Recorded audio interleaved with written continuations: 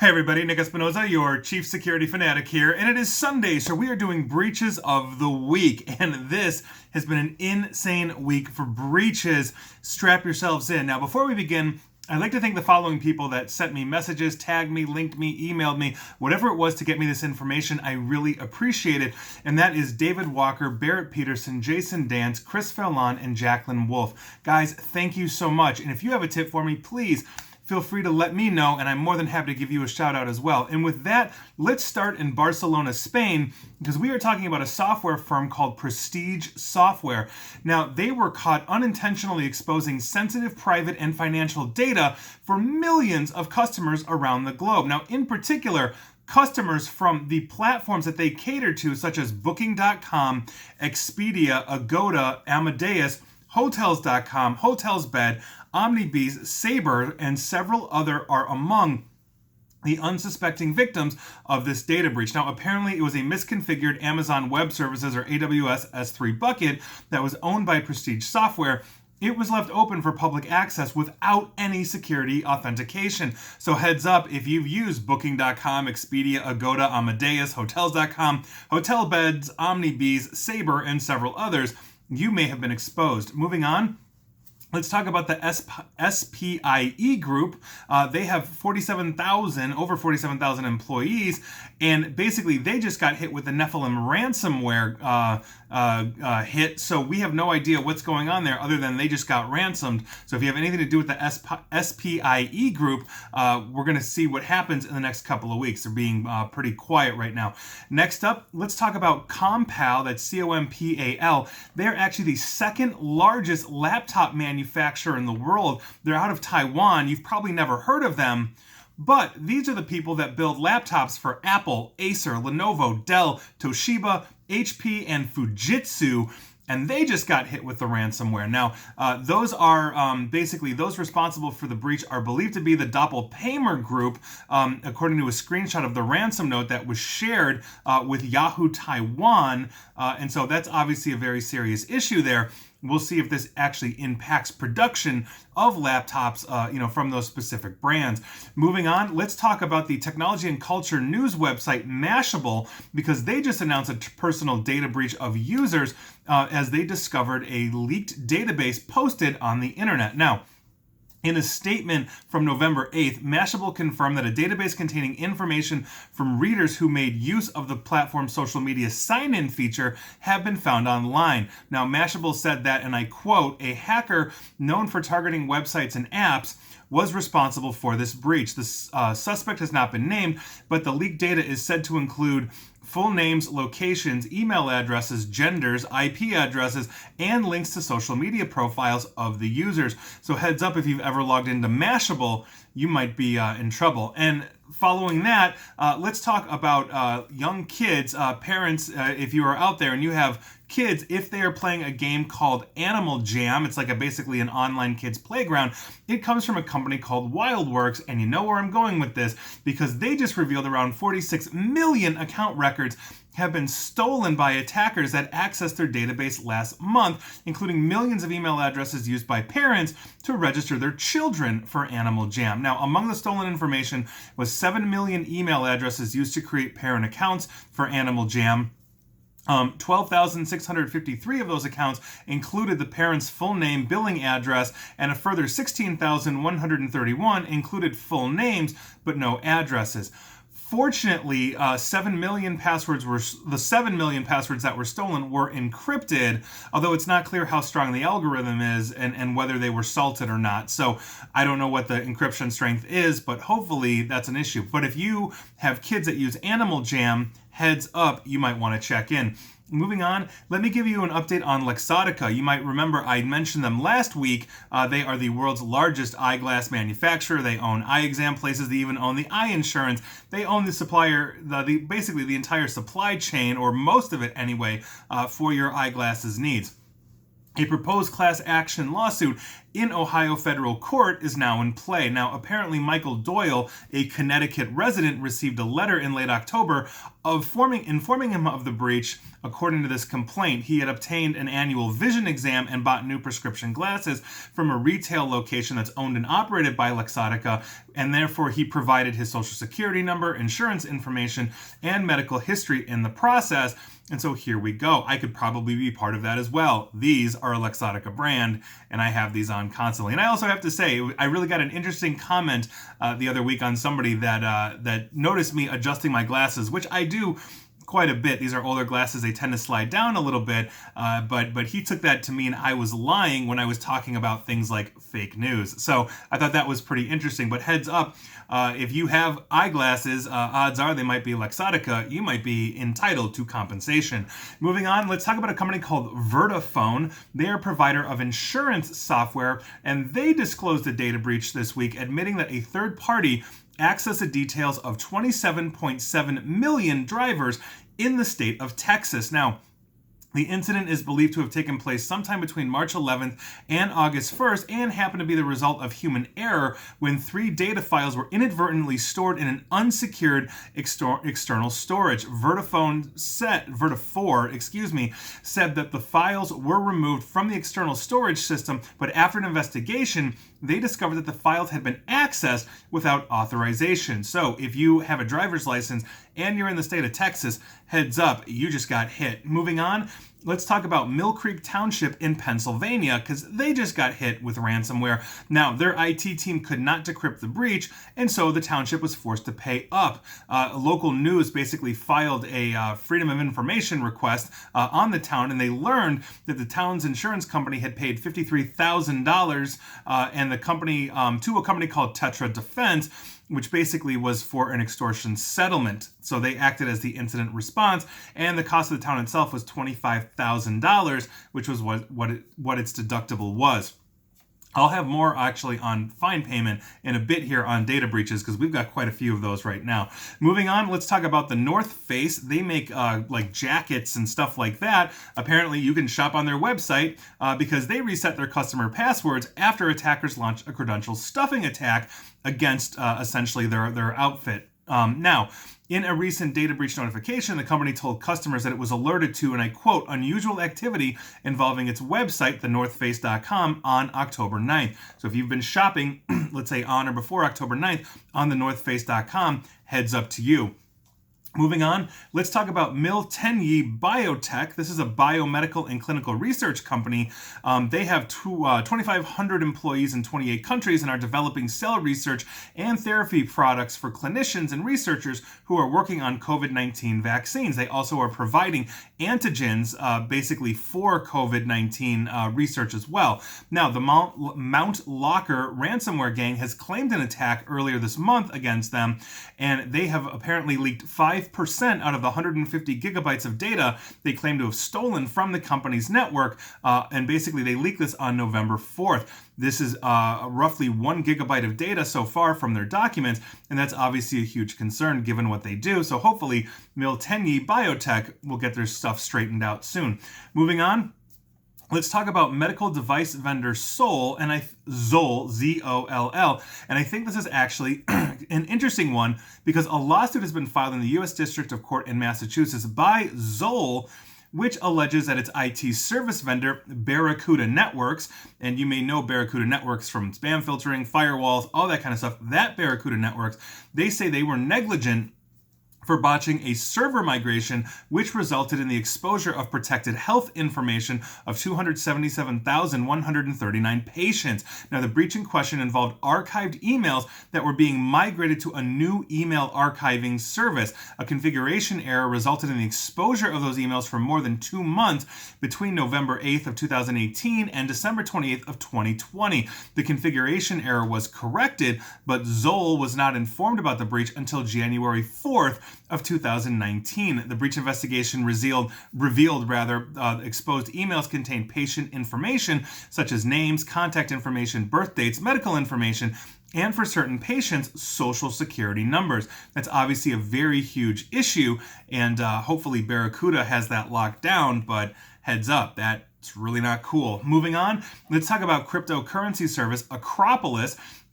Basically, they are a borrowing and lending service, and they say an attacker used a quote-unquote flash loan attack against its platform and stole roughly $2 million worth of DAI or DAI cryptocurrency. Now, a flash loan attack takes place when an attacker loans funds from a DeFi or decentralized finance platform like Acropolis, but then uses exploits in the platform's code to escape and the loan mechanism, to basically escape the loan mechanism and then obviously get away with the funds.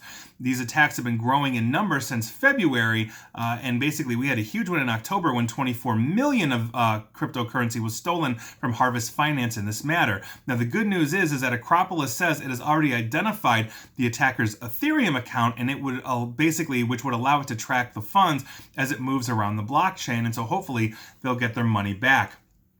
Moving on, let's talk about Pluto TV. This apparently is an internet television service that lets you stream free television with advertisements. Now, basically, an attacker is sharing that, or sharing what they state are 3.2 million Pluto TV user records that were stolen during a data breach, and Shiny Hunters is the hacking group that is taking credit for this. So heads up, if you use Pluto TV, your data might be out there. Moving on, let's talk about Facebook. Yes, the Facebook.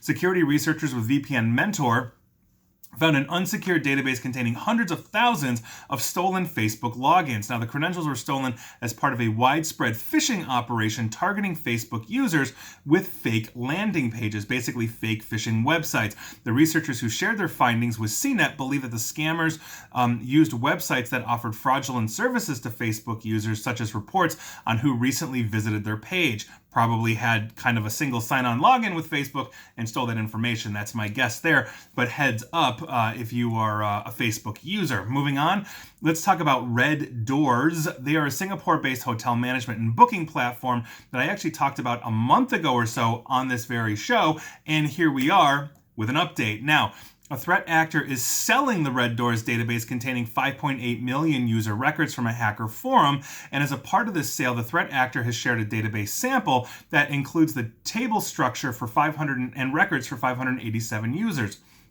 Now, these records are basically allowing all of us to see what was actually exposed in this breach that wasn't previously disclosed, and so heads up, it's showing member emails, bcrypt hash passwords, full name, gender, a link to a profile photo, phone number, secondary phone number, date of birth, and occupation. So heads up if you've used Red Doors for hotel management and booking. Moving on, let's talk about a company called Steelcase. On October 22nd, they were hit with a cyber attack per their announcement with the filing against the Securities and Exchange Commissioner, SEC, on October 27th. Now, this is apparently the Ryuk ransomware that basically forced them to shut down many impacted systems and related operations. If you didn't know, Steelcase is the world's largest office furniture manufacturer with 3.7 billion US in revenue and almost 13,000 employees worldwide with a network of 800 dealers. So this is going to be a huge issue, especially if you're buying office furniture for your house as you work remote. Moving on. Let's talk about Ethereum smart contracts. You may know what these are. This is essentially code that helps online services send and receive payments. It went through an analysis by cybernews.com which showed that nearly 3,800 smart contracts have a severe weakness that could allow cyber criminals to quickly steal $1 million. I don't have more technical information at that now, but if you use Ethereum smart contracts, you might want to check them, heads up. Moving on, let's talk about a site called 123RF. They're a popular stock photo and vector site that sells royalty-free images, video, and audio.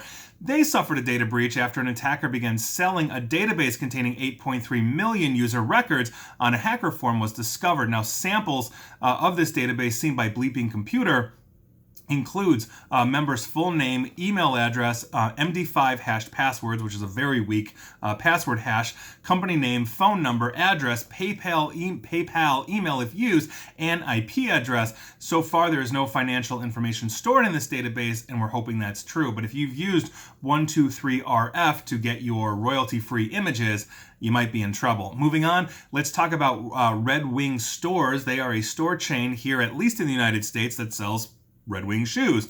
Now, they shut down their e-commerce site on Halloween in response to a cyber threat, and this is according to the company on Friday the 13th. Great time to declare a breach, but nothing indicates that a breach has actually occurred, and they are still investigating, so obviously I will keep you up to date on that. Moving on, let's talk about Charles City Community School District in the state of Iowa. The district is saying that it was informed by Timberline Billing Services, that's obviously who they're using, that an unknown actor accessed the company's computer network sometime between February 12th and March 4th of this year. Protected health and/or personal information of the students was in computer files which may have been accessed. Timberline provides Medicaid reimbursement billing services to 190 school districts in Iowa, including Charles City, and the school district says it was notified on September 7th, and the following kind of information may have been exposed: name and Medicaid ID number, billing and claims information, date of birth, medical record numbers, support service code and identification numbers, and treatment information. So heads up, if you are on Medicaid and using your school district is using Timberline Billing Services, or you're in Charles City Community School District in Iowa, that's an issue. Moving on, last week I talked about Blackbaud and their 23 independent class action lawsuits that are going on, but this week we have an update from another major health system that is declaring a Blackbaud breach as a result of being exposed, and that would be the Methodist Hospital of Southern California. So if you use Methodist Hospital of Southern California or have donated to them in some way, shape, or form, heads up to you. And finally, I want to actually talk about being proactive with cybersecurity. It is way cheaper to spend a little bit of money as an organization on cybersecurity, whether it's the technologies that keep your company safe, like firewalls, antivirus, threat detection, on and on and on, or we're talking about written policies and procedures that you enforce to make sure you've got good cyber hygiene, to contingency planning, and in other words, what are you going to do in case of a disaster, to employee awareness training, and on and on and on. It makes sense to spend a little bit of money on this because it is way more expensive to go through a data breach. Now, consider the following fines that were leveled in just this week alone.